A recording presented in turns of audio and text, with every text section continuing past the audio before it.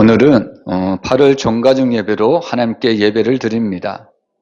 우리가 이 정가정 예배를 통해서 부모들이 예배하는 모습을 우리 자녀들이 보고, 또 우리 자녀들이 부모님들이 드리는 예배 모습을 통해서 우리 자녀들도 온전히 믿음으로 예배를 드렸으면 좋겠습니다. 오늘 이 자리에 모인 사랑하는 모든 성도들이 하나님 앞에 드리는 예배가 오직 영과 진리로 하나님께 영광 돌리는 예배가 되기를 주의 이름으로 축원합니다.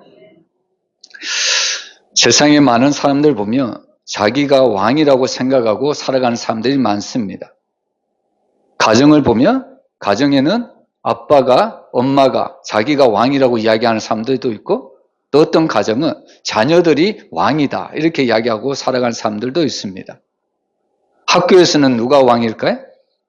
과거에는 학교에는 선생님들이, 교사들이 왕이었다면 오늘날은 어떻게 보면 학생들이 마치 학교에서 왕된 것처럼 살아가는 모습을 우리에게 보여주고 있습니다. 이처럼 세상에는 자기가 왕이라고 생각하는 사람들이 참 많이 있는데요. 근데 오늘 성경은 우리에게 있어서 진짜 왕은 누구이신가를 우리에게 분명히 알려주고 있습니다. 오늘 이 시편 145편 1절 통해서 다윗은 자신이 왕이지만 자신은 진짜 왕이 아니라고 말씀합니다. 여러분, 진짜 왕은 과연 누굴까요? 진짜 왕은 우리 정연이가 고백한 것처럼 오직 하나님이신 줄 믿으시길 바랍니다. 그래서 오늘 우리는요, 하나님께서 과연 누구를 왕으로 세우시는가, 또 누가 진짜 왕이시는가, 오늘 우리가 말씀을 통해서 한번 살펴보기를 원합니다. 첫 번째로 보면 하나님은 겸손한 사람을 왕으로 세우십니다. 우리가 성경에 보면 공경이라는 단어가요, 바로 하나님과 부모님에게 공경이라는 단어를 사용하는 것을 볼 수가 있습니다. 그러면 성경에서 왜 말씀은 하나님을, 또 부모님을 공경하라고 이야기를 하고 있을까요? 우리 자녀들은 혹시 그 이유를 알고 있나요? 왜 하나님과 왜 그 부모님에게 하나님은 공경하라고 말씀하셨을까? 하나님과 부모님에게 공통점이 있기 때문입니다. 바로 하나님과 부모님은 바로 생명의 전달자라는 것을 믿으시길 바랍니다.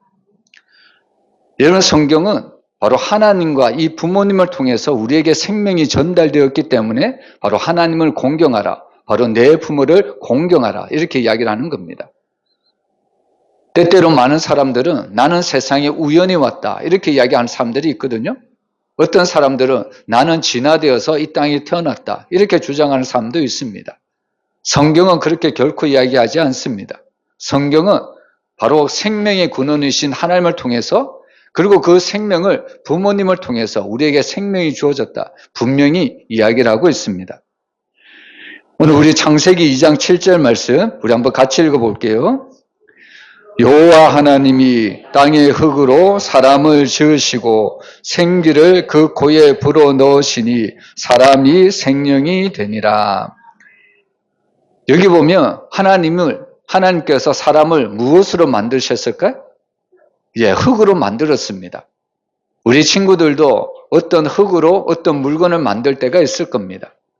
그러면 우리가 어떤 물건으로 우리가 무엇을 만든다고 할지라도 그것이 과연 살아있다고 우리가 말을 할 수 있을까요? 우리가 어떤 물건을 만들지만 그것이 우리가 살아있다고 말을 할 수가 없습니다. 마찬가지로 하나님도 흙으로 사람을 만들었지만 그 사람은 진짜 살아있는 사람이 아닙니다. 하나님은 흙으로 사람을 만드셨지만 그 사람이 사람이 되기 위해서는 하나님은 자신의 살아있는 그 기운을 사람들에게 불어넣어 주시고, 그때서야만 바로 사람이 스스로 움직이는 존재가 되었다는 것을 분명히 이야기하고 있습니다. 여기서 우리가 알 수 있는 것이 사람이라는 생명은 스스로 얻는 것이 아닙니다. 누구인가로부터, 밖으로부터, 외부로부터 주어져야만 우리가 생명을 얻을 수가 있는 겁니다. 우리 친구들은 우리가 생명을 유지하기 위해서, 생명을 지키기 위해서 매일매일 먹는 것이 있죠? 무엇을 먹나요? 우리가 생명을 유지하기 위해서 무엇을 먹을까요? 밥을 먹는 거죠. 그죠? 근데 밥이라는 것은 내 안에서 스스로 만들어지지 않습니다. 그죠? 항상 밖에서 우리 안으로 들어오는 것이 밥입니다. 그래야만 우리의 생명이 유지가 되는 거예요. 마찬가지로 우리 생명을 스스로 유지할 수 있는 것이 아닙니다. 바로 하나님께서 우리에게 생명을 주시고 또 그 생명의 전달자인 부모님을 통해서 우리에게 생명이 주어졌기 때문에 우리는 늘 하나님과 또 부모님을 공경해야 된다고 말씀하고 있습니다. 그래서 오늘 첫 번째 제목처럼 하나님은 겸손한 사람을 왕으로 세우시는데 그러면 과연 겸손한 사람이 누구일까? 여러분 겸손한 사람이 누구일까요? 세상에는 겸손한 사람이 어떤 사람이라고 생각합니까? 예, 정연이 손 들었나요? 예, 어떤 사람이 겸손한 사람? 예, 착한 사람. 예, 맞습니다. 세상에는 착한 사람을 겸손한 사람이다 이야기를 합니다. 그리고 온유한 사람, 그리고 뭐랄까요? 자기를 낮추는 사람, 이런 사람을 겸손한 사람이다 이렇게 이야기를 하죠. 물론 그것도 겸손한 사람이 한 종류입니다.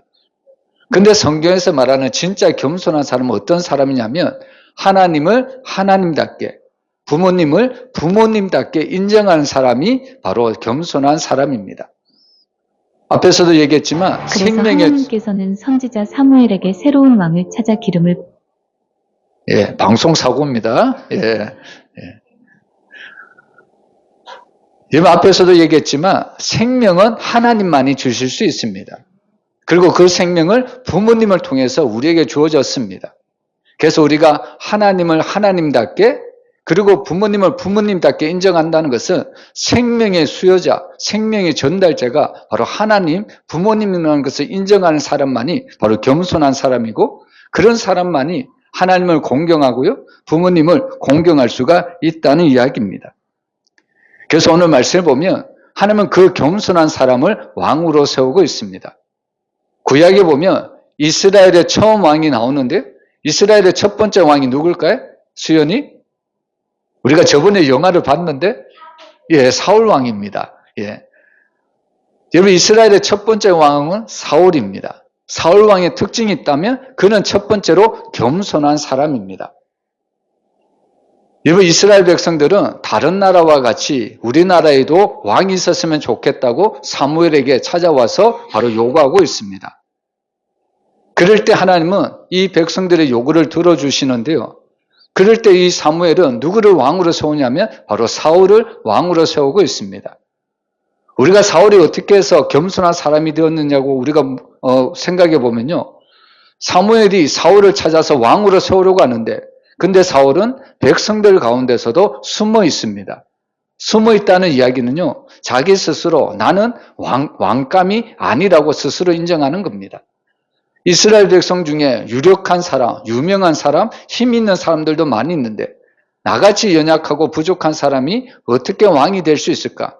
오히려 사람들 속에 숨어있던 사람이 사울입니다. 근데 하나님은요, 바로 그런 겸손한 사람을 바로 사울을 바로 이스라엘의 첫 번째 왕으로 세워주셨습니다. 그리고 두 번째 왕, 이스라엘의 두 번째 왕이 누굴까요? 예, 정연이? 다윗입니다. 예. 다윗은 또한 어떤 사람일까요? 다윗 또한 겸손한 사람입니다.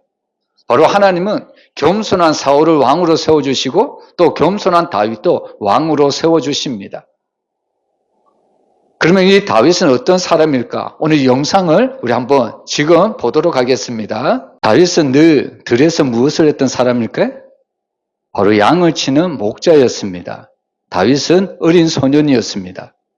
근데 어느 날 사무엘이 바로 다윗의 그 집안, 이새의 집에 와서 바로 하나님께서 바로 이 이새의 아들 중에 왕으로 세울 자를 기름을 부으러 왔다고 하나님은 사무엘을 통해서 이새의 집에 찾아오는 것을 우리에게 말씀하고 있습니다.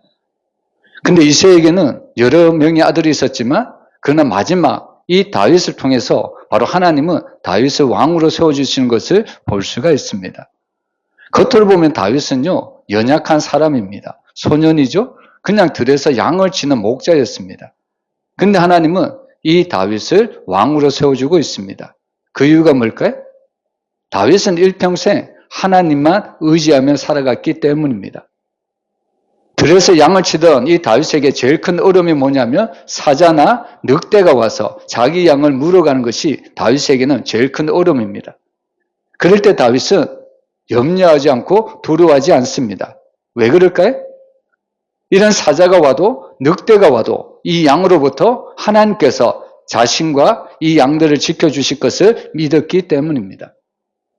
그래서 이 다윗은 비록 나이가 어렸지만 그는 항상 바로 일평생 하나님만 의지하며 살아갔던 겸손한 사람이었던 것을 우리에게 말씀하고 있습니다. 그래서 이런 다윗에게 바로 선지자는 기름을 붓습니다. 우리 아이들하고 저번에 다윗 영화를 봤는데요. 그때 다윗에게 기름을 붓는 장면이 나왔습니다. 제가 그 설명을 우리 아이들에게 해주려고 했는데 그 장면을 제가 놓쳤는데요. 여러분, 왜 하나님은 어떤 자에게 과연 기름을 부으실까요? 예? 정연이 어떤 자에게 하나님은 기름을 부으실까요? 겸손한 자에게. 맞습니다. 하나님은 겸손한 자에게 기름을 붓는데 특별히 이 당시에는 하나님이 선택한 사람에게 기름을 붓습니다. 그 선택한 사람이 누구냐면 왕과 제사장과 선지자입니다. 그래서 하나님은 바로 다윗에게 기름을 부었다는 것은 장차 다윗을 왕으로 선택할 것이라는 것을 하나님이 보여주는 말씀입니다. 여러분, 이것을 우리가 영적으로 우리가 해석해 보면 오늘날 모든 성도들은 우리 또한 하나님 앞에 기름을 부은 존재라는 것을 잊어서는 안 됩니다. 그 기름을 부었다는 표시가 뭘까요? 여러분, 세례입니다. 세례. 세례는 어떤 의미가 있을까요? 세례는 나는 하나님의 자녀이다. 나는 죄에서 씻김을 받고 나는 이제 거룩한 하나님의 백성이 되었다. 이런 표시를 받는 것이 세례입니다. 그래서 사실 우리는 이 세례를 통해서 나는 하나님께 선택된 하나님의 백성이라는 것을 우리가 알 수가 있습니다. 그래서 오늘 하나님은요, 이 다윗에게 바로 기름을 부으시고 장차 이스라엘 왕으로 준비시켜 나갑니다. 그리고 이 당시에 이스라엘과 블레셋에 아주 큰 전쟁이 일어났습니다. 여기 보면 블레셋의 장수가 바로 골리앗이라고 이야기를 하죠. 골리앗의 키가 약 3m 정도 됩니다. 우리나라의 가장 큰 사람은 누굴까요? 수연이 우리나라의 가장 큰 사람이 누굴까요? 농구 선수. 누굴까요? 예, 서정훈 선수가 우리나라에서 제일 크다고 생각할 수 있죠? 근데 서정훈 선수도 2m가 조금 넘습니다. 근데 골리앗의 키가 거의 3m 정도 됩니다. 여기 천장까지도 3m가 안 될 것 같아요. 이 높이보다 더 큰 사람이 골리앗입니다. 근데 이 골리앗이 싸움을 지금 이스라엘과 싸우려고 나오고 있습니다. 그런 모습에 이스라엘들은 벌벌 떨 수밖에 없는 거죠.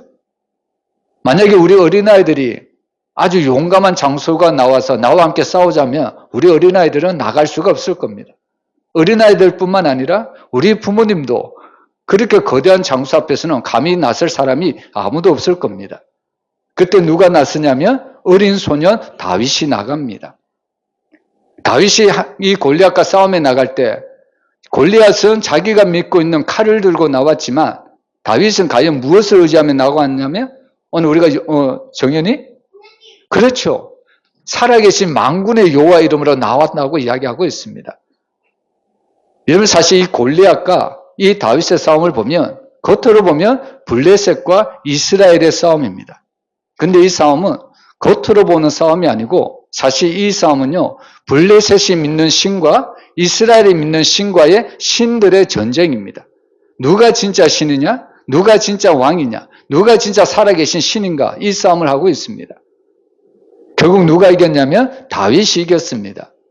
다윗이 이겼다는 것은 다윗이 힘이 있어서 이겼다는 것이 아니라 결국 이 싸움은 누가 진짜 왕이냐? 바로 살아계신 하나님이 진짜 왕임을 우리에게 보여주는 사건입니다. 결국 하나님은 이 어린 다윗을 통해서 그의 고백을 통해서 하나님은 이스라엘의 승리를 가져다 주시고 결국에 이 다윗을 제2대 왕으로 바로 세워주셨다는 것을 볼 수가 있습니다. 이처럼 하나님은요, 누구를 왕으로 세워주느냐? 겸손한 사람, 바로 사울과 같이 그리고 다윗과 같이 또한 우리가 이 세상을 살아갈 때도 하나님은 겸손한 사람을 높여주시는 것을 볼 수가 있습니다. 그러면 두 번째로 여러분, 하나님은 겸손한 사람이 아니라 이제는 교만한 사람을 물리친다고 이야기하고 있습니다. 겸손의 반대말 뭘까요? 교만입니다. 교만. 그죠? 그래서 하나님은 겸손한 사람은 높여주시지만 교만한 사람은 바로 물리치신다고 이야기를 하는데요. 교만은 과연 뭘까요? 무엇이 과연 교만일까요? 여러분, 세상에는 교만을 자기 자랑을 많이 하는 사람, 자기를 높이는 사람, 이런 사람은 교만이라고 이야기를 하고 있습니다. 근데 앞에서도 제가 겸손한 사람의 뜻을 설명을 드렸잖아요. 겸손한 사람은 하나님을 하나님답게, 부모님을 부모님답게, 바로 하나님을 높이고 부모님을 높이는 사람, 자기를 낮추는 사람이 겸손한 사람입니다. 그러면 교만한 사람은 과연 어떤 사람일까요? 교만한 사람은요, 하나님 자리에 자기가 대신 올라가는 사람이 바로 교만한 사람입니다. 여러분, 앞에서 하나님은 겸손한 사람 사울왕을 초대왕으로 세워주셨습니다. 근데 그 사울은 계속해서 겸손하면 좋겠는데 나중에는 자기 마음대로, 자기 뜻대로, 자기가 원하는 대로 이스라엘을 다스리려고 하고 있습니다. 하나님께서 말씀하셨는데도 불구하고 사울왕은 하나님의 말씀에 순종하지 아니하고 자기 뜻대로, 자기 마음대로, 자기가 왕이니까 자기가 원하는 대로 하려고 하고 있습니다. 그래서 하나님은 겸손한 사람을 사울을 왕으로 세웠지만 나중에 교만으로 바꿔버린 그 사울을 다시 왕위에서 내려오게 하셨다는 이야기입니다. 근데 거기에 비해서 다윗은 어떤 사람일까요? 여러분, 다윗은 겸손한 사람이었습니다. 근데 다윗도 나중에 보면요, 그가 왕위에 올랐지만 다윗도 실수한 적이 여러 번 있었습니다. 근데 사울과 다윗의 차이점은 뭐냐면 다윗은 자기가 실수할 때도, 자기가 무너질 때도 항상 하나님 앞에 자기가 잘못했다고 솔직히 인정을 했다는 겁니다. 여러분, 우리 자녀들이, 부모님들이 우리 자녀들을 생각할 때 과연 어떤 자녀들이 되었으면 좋을까? 우리 부모님들은 이런 생각을 할 겁니다. 그리고 사실 우리 부모님들이 가장 원하는 자녀상은 바로 정직한 자녀, 자기가 잘못하면 잘못했다고 솔직히 인정하는 자녀를 부모님들이 좋아할 겁니다. 여러분, 다윗도 실수하고 넘어질 때도 많이 있었습니다. 때때로 다윗도 교만할 때가 있었습니다. 근데 사울과 다윗의 차이점이 뭐냐면 다윗이 선지자 나단으로부터 잘못을 지적받았을 때 다윗은 즉각 해결을 했다는 겁니다. 하나님 앞에 즉각적으로 엎드렸다는 겁니다. 그 교만을 내려놓고 하나님 앞에 엎드렸다는 것은 바로 겸손한 사람 다윗의 모습을 우리에게 보여주고 있습니다. 그래서 성경을 보면 하나님은 항상 겸손한 자를 높이시고 교만한 자를 낮추신다. 바로 야고보서 4장 6절에 그 말씀을 주시고 있습니다. 우리 한번 야고보서 4장 6절 우리 한번 같이 읽어보겠습니다. 하나님이 교만한 자를 물리치시고 겸손한 자에게 은혜를 주신다 하였느니라. 여러분, 결국 우리가 스스로 높아지려고 하면 하나님은 우리에게서 멀어집니다. 반대로 우리를 낮추면요, 하나님은 우리를 통해서 하나님이 높아지게 해주신다는 말씀입니다. 그래서 오늘 우리는 이 말씀을 통해서 교만한 자가 아니라 우리는 항상 겸손한 자가 되어야 합니다. 하나님께서 겸손한 사람이 되었을 때 하나님께서 우리를 사용하시는 줄 믿으시길 바랍니다. 그리고 세 번째로 보면 결국에 진짜 왕은 하나님이라는 것을 우리에게 보여주고 있습니다. 여러분, 이스라엘 사람들은 왜 선지자, 바로 그 선지자를 찾아와서, 사무엘을 찾아와서 왜 우리에게도 왕을 세워달라고, 왜 이스라엘 백성들은 그런 요구를 했을까요?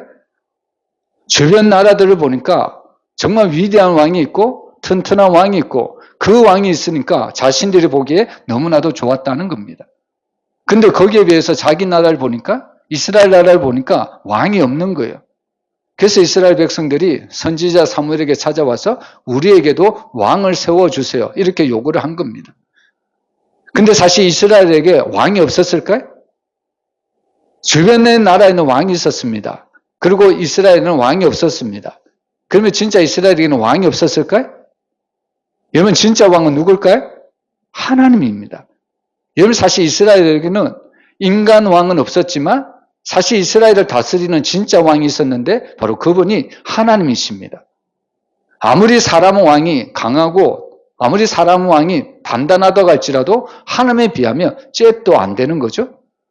근데 이스라엘 백성들은 눈에 보이지 않는 하나님보다 눈에 보이는 사람왕, 인간왕을 원했다는 사실입니다. 그래서 오늘 우리는 이 말씀을 통해서 우리의 진짜 왕은 바로 살아계신 하나님이라는 것을 우리가 잊어서는 안 됩니다. 여러분, 결국에 이 왕싸움이라는 것은 바로 창세기에 나오는 에덴 동산에서도 똑같은 모습을 보여주고 있습니다. 우리 창세기 2장 17절 우리 한번 같이 읽어보겠습니다. 선악을 알게 하는 나무의 열매는 먹지 말라. 내가 먹는 날에는 반드시 죽으리라 하시니라. 하나님은 에덴 동산이라는 곳을 만들어 주시고 그곳에 정말 각종 좋은 것들을 만들어 주셨습니다. 근데 그 동산 중앙에 어떤 열매가 있냐면 선악과가 있습니다. 그러면서 하나님은 백성들에게, 아담에게 선악과를 먹는 날에는 반드시 죽으리라, 바로 이 말씀을 주셨습니다. 결국에 이 선악과는 무엇을 의미하냐면 결국에 이 선악과를 바라봄으로 진짜 왕이 누구인가를 우리에게 보여주는 사건입니다. 이러면 선악과는 단순히 선과 악을 나누는 기준의 열매가 아닙니다. 하나님은 이미 에덴 동산에서 이런 말씀을 주셨죠. 내가 동산 각종 나무의 모든 열매는 임의로 먹을 수 있다. 임의로 먹는다는 것은 하나님이 모든 것을 허용했다는 겁니다. 사과가 있으면 사과도 먹을 수 있고, 배도 있으면 배도 먹을 수도 있고, 그리고 포도가 있으면 포도도 마음껏 따먹을 수 있다는 겁니다. 하나님이 풍성하신 허용을 바로 에덴 동산에서 허락하셨습니다. 근데 딱 한 가지, 선악과만 먹지 말라고 하십니다. 그 이유가 뭘까요? 결국 이것을 통해서, 선악과를 통해서 하나님은 진짜 왕이 누구신가를 우리에게 알려주고 있는 겁니다. 사실 하나님은 6일 동안 세상을 창조하시고 이 모든 세상을 바로 하나님의 형상으로 지음을 받은 인간에게 위임을 하셨습니다. 그러면 사람은 착각할 수 있겠죠? 내가 왕이다. 내가 이 모든 세상을 다스릴 수 있다. 사람은 때로는 바로 이 모든 것을 다스릴 수 있다는 것을 통해서 자기가 왕이라고 착각할 때가 있습니다. 그래서 하나님은 바로 사람이 교만하지 않도록 바로 선악과를 주셨다는 겁니다. 자동차에서 제일 중요한 요소가 엑셀이죠. 자동차는 빨리 가야 합니다. 엑셀을 밟아야만 자동차가 빨리 갑니다. 근데 자동차에서 빨리 가는 그 엑셀도 필요하지만 자동차에서 무엇이 또 필요하냐면 브레이크가 필요합니다. 여러분, 자동차는 빨리도 가야 되지만 멈춰야 될 때는 멈춰야 합니다. 근데 엑셀만 있고 브레이크가 없으면 어떻게 될까요? 큰 사고가 날 수밖에 없는 거죠. 어떻게 보면 이 선악과라는 것도 브레이크와 같은 역할을 하기 위해서 하나님이 우리에게 주신 겁니다. 너희가 이 선악과를 바라보는 그 순간 너희의 진짜 왕은 너희가 아니라 하나님이라는 것을 기억하라는 말씀입니다. 근데 결국 아담이 선악과를 먹을까요? 안 먹을까요? 선악과를 먹는 거죠. 아담이 선악과를 먹은 이유는요, 자신이 진짜 왕이 한번 되어보겠다, 그런 욕심 때문이지 않을까요? 결국에 선악과를 먹음으로 사람들에게 무엇이 찾아왔을까요? 사람들에게 무엇이 들어왔나요? 죽음이 들어왔습니다. 사람은 원래 죽는 존재가 아니었어요? 근데 선악과를 먹는 그 순간 자기가 왕이 되려고 하나님같이 높아지려고 하는 그 교만 때문에 결국에 죄가 들어오고 사람에게 죽음이 들어오고 사람들에게 고통이 들어왔다는 이야기입니다. 여러분, 결국 오늘 우리는 성경을 통해서 정말 우리에게 늘 말씀하시는 것이 누가 진짜 왕이냐 늘 우리에게 말씀하고 있습니다. 자녀들은 학교에서, 또 부모님들은 일터에서, 또 우리들은 교회나 또 직장이나 또 가정에서 과연 누가 진짜 왕인가? 하나님은 늘 우리에게 이런 질문을 던지고 있습니다. 내가 스스로 높아지려고 하면요, 나의 삶을 고달플 수밖에 없습니다. 근데 하나님을 왕으로 인정하면 하나님이 우리의 모든 필요를 우리에게 다 베풀어 주시고 공급해 주신다는 이야기입니다. 그래서 오늘 우리는 이 말씀을 통해서 늘 나의 뜻이 아니라 하나님의 뜻대로 살아갔으면 너무나도 좋겠습니다. 하나님의 왕되심을 인정하며 살아가는 모든 사람들에게 시편 기자가 고백한 것처럼 여호와는 나의 목자시니 내게 부족함이 없으리로다. 날마다 우리는 이런 풍성한 삶을 살아가게 될 줄로 믿습니다. 날마다 여호와를 나의 왕으로 삼아가기를 주의 이름으로 축복합니다. 그리고 마지막으로 하나님이 보내신 그 예수님은 구원의 왕이라고 이야기를 하고 있습니다. 결국 아담이 그 선악과를 먹음으로 자기가 스스로 왕이 되려고 그 왕된 자리에 올라갔을 때 결국 죄가 들어오고 사람들은 죽음이 찾아오고 고통이 들어올 수밖에 없습니다. 여러분, 우리에게 있어서 가장 큰 고통은 어떤 고통이냐면 바로 하나님과 우리 사이의 끊어짐입니다. 우리 아이들에게 가장 큰 고통이 뭘까요? 우리 자녀들에게 가장 큰 고통은 뭡니까? 시험 치는 겁니까? 우리 아이들에게 있어서 제일 큰 어려움이 있다면 뭐라고 생각하세요?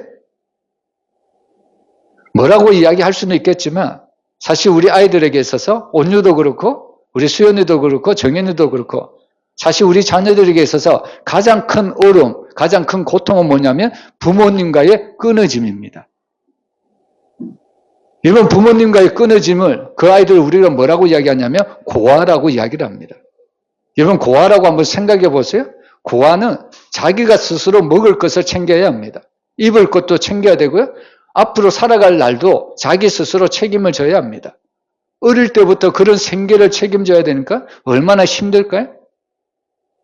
그래서 사실 우리가 가장 큰 어려움, 가장 큰 고통은 바로 선악과를 먹음으로 하나님과 나와의 관계가 끊어졌다는 이유, 그것이 우리에게 있어서 가장 큰 고통입니다. 근데 하나님은 과연 어떤 분이실까요? 여러분, 우리는 하나님은 늘 이렇게 고백하죠. 하나님은 사랑의 하나님이시다. 여러분, 하나님은 우리의 고통을 그냥 버려두지 않습니다. 외면하지 않습니다.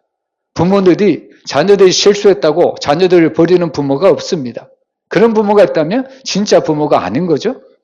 때로는 실수가 있다고 할지라도 그 실수를 바로잡고 다시 그 자녀를 품어주는 것이 진짜 부모입니다.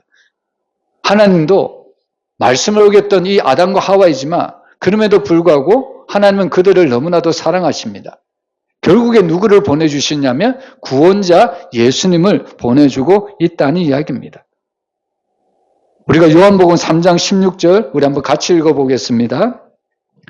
하나님이 세상을 이처럼 사랑하사 독생자를 주셨으니 이는 그를 믿는 자마다 멸망하지 않고 영생을 얻게 하려 하심이라. 아멘. 여러분, 하나님은 우리를 사랑하셔서 예수님을 보내주셨습니다. 그러면 예수님은 어떤 분이실까요? 예수님은 왕으로 오셨습니다. 어떤 왕으로 오셨을까요? 여러분, 예수님은 죄인의 왕으로 오셨다는 것을 믿으시길 바랍니다.